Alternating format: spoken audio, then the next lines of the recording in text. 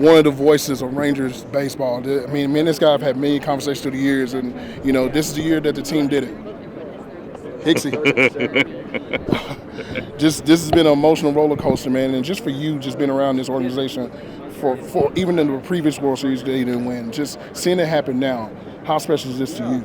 It's really special. I've been with the club since 2012. I've been in professional baseball since 1989, so it's a long time in the game.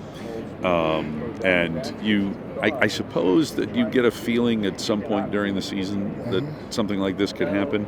I don't know as though throughout the ups and downs of this regular season that we ever felt like, all right, we're the ones that should be favored to win this. But as we were progressing through the postseason, you started to get the feeling, hey, this is something that's really special.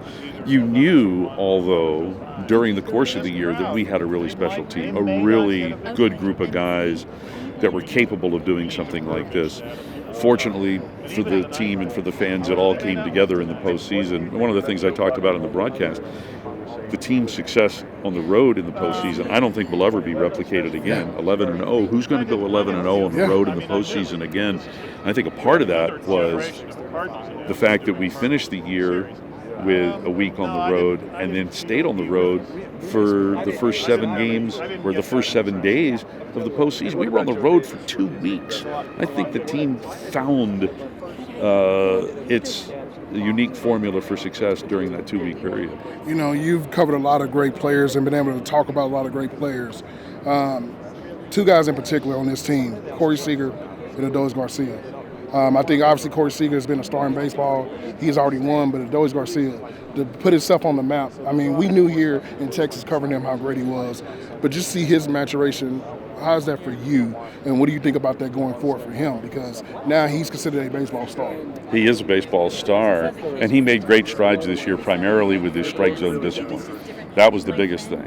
The fact that he was able to reduce his chase rate, he was able to make more contact in the zone. He took his game to a different level.